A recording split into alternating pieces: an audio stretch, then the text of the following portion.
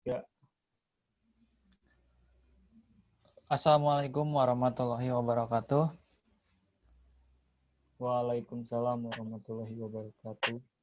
Waalaikumsalam warahmatullahi wabarakatuh. Alhamdulillahirabbil alamin wa bihi nasta'in wa ala umuri dunya waddin. Wassalatu wassalamu ala asrofil anbiya'i wal mursalin sayyidina Muhammadin wa ala alihi washabihi ajmain amma ba'du.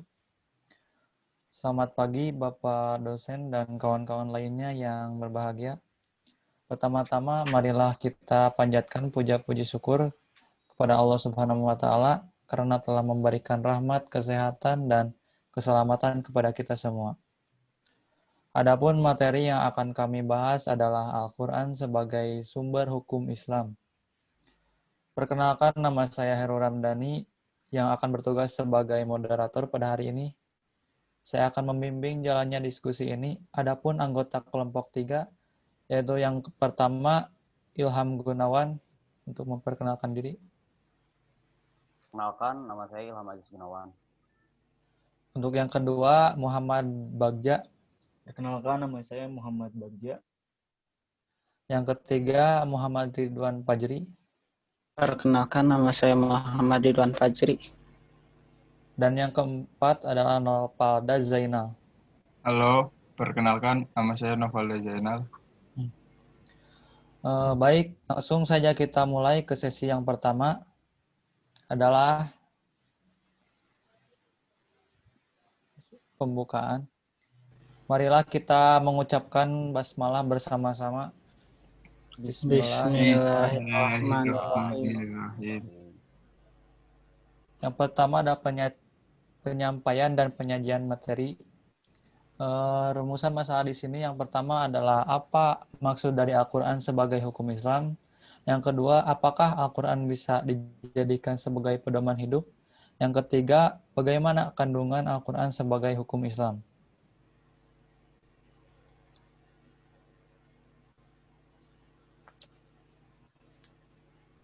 Untuk materi yang pertama, pengertian Al-Quran akan dibacakan oleh Muhammad Ridwan Fajri. Bismillahirrahmanirrahim. Al-Quran. Ayat Al-Quran merupakan dalil petunjuk kepada kalam nafsi Allah.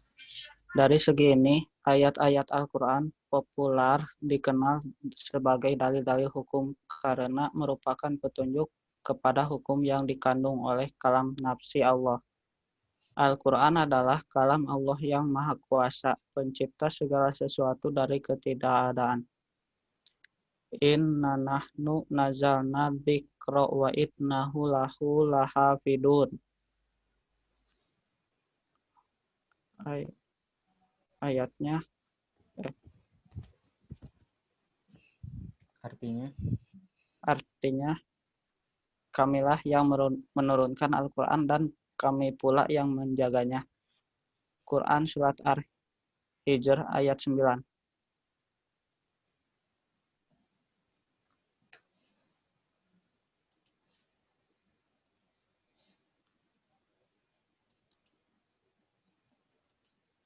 Hukum di kalangan ahli usul fikih bahwa yang dimaksud dengan hukum adalah teks-teks ayat hukum itu sendiri yang mengatur amal perbuatan manusia. Al-Quran dalam kajian usul fikih yang merupakan objek pertama dan utama pada kegiatan penelitian dalam mencegahkan sesuatu hukum. Inna anzalna ilaikal kitaba bil haqqi litahkuma bainan nasi bima arakallah wala takullah khainina khosiman. Sesungguhnya kami telah menurunkan kitab Al-Quran kepadamu Muhammad membawa kebenaran, agar engkau mengadili antara manusia dan apa yang telah diajarkan Allah kepadamu. Dan janganlah engkau menjadi penentang orang yang tidak bersalah karena membela orang yang berkhianat. Quran Surat An-Nisa ayat 105.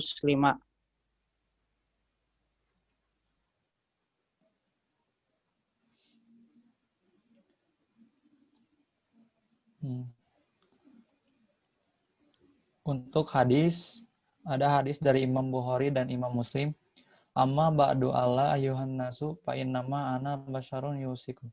Ayat ya Rasulullah Rabbi paujiba wa ana tarikun fikum sakolaini. Awaluhuma kitabullah fihil huda wan nuru fahudu bi kitabillahi wastamsiku bih.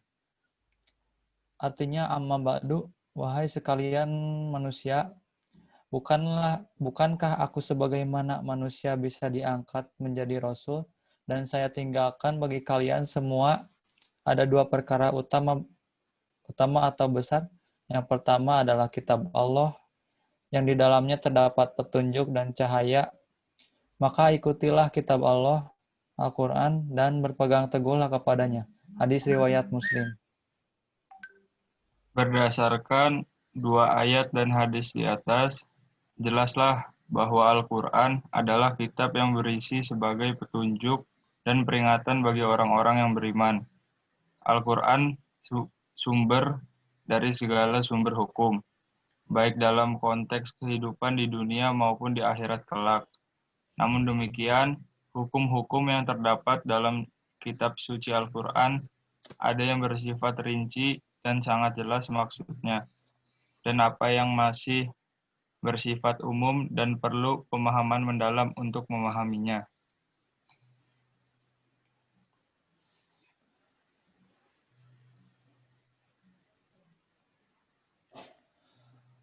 Untuk materi selanjutnya, Al-Quran sebagai pedoman hidup yang akan disampaikan oleh Muhammad Bagja. Oke, saya akan menjelaskan Al-Quran sebagai pedoman hidup. Sudah terang bahwa Al-Quran Al-Karim merupakan sumber ajaran Islam sekaligus pedoman hidup bagi setiap muslim yang mesti diperpegangi.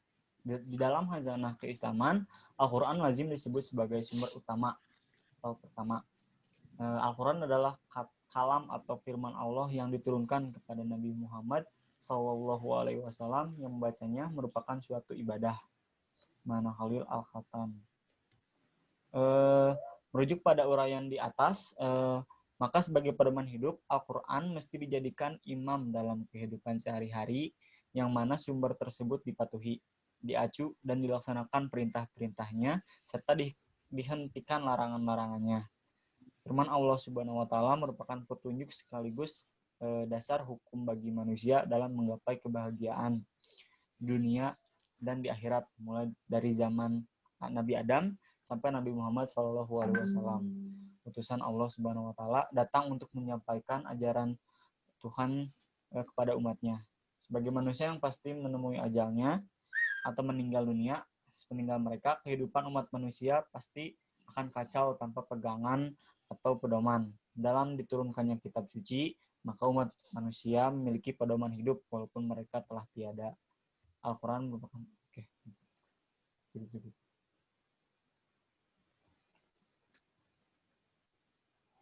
cukup sekian dari saya.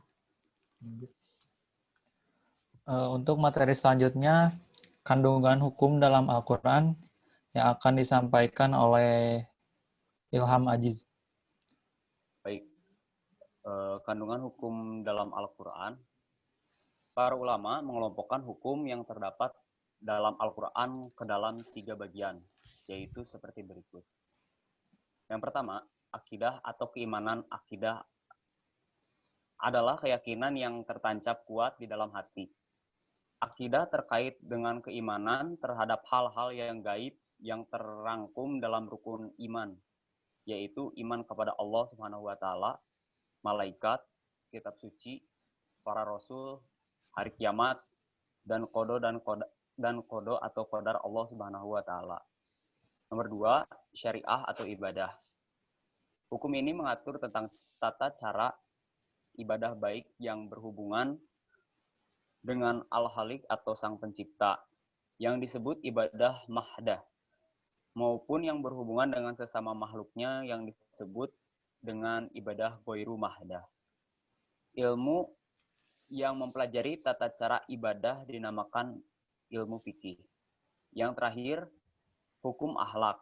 Ajaran-ajaran yang bersangkutan dengan akhlak, ini hal-hal yang mesti dijadikan perhiasan diri oleh masing-masing mukallaf berupa sifat-sifat keutamaan dalam menghindarkan diri dari hal-hal yang membawa untuk kehinaan. Sekian.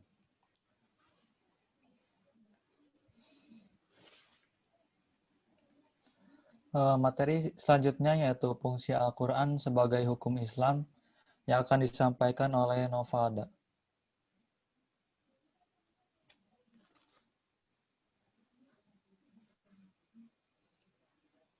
Fungsi Al-Quran sebagai hukum Islam, yaitu ada 3. Yang pertama, hudan linnas. Makna hudan linnas adalah petunjuk bagi manusia. Al-Quran menjelaskan dengan gamblang tentang konsep hidup, baik konsep hidupnya orang-orang yang telah diberi nikmat yang harus diikuti, dan konsep hidupnya orang-orang yang dimurkai Allah, serta konsep hidupnya orang-orang yang sesat yang harus dijauhi. Yang kedua ada bayinat. Makna bayinat yaitu menerangkan tentang rincian huda, yaitu berupa rincian tentang realitas dan hukum-hukum praktis untuk menyelesaikan perkara-perkara di antara manusia. Yang ketiga ada Al-Furqan. Al-Furqan artinya pembeda atau pemisah, yaitu membedakan atau memisahkan antara hak dan batil, sehingga antara hak dan batil itu tidak bercampur aduk. Al-Quran sebagai Al-Furqan, maka ia memisahkan kelompok orang-orang yang beriman dan kelompok orang-orang yang kafir, sehingga kedua kelompok itu tidak bercampur aduk. Hal ini sebagaimana ditegaskan oleh Allah dalam firman-Nya.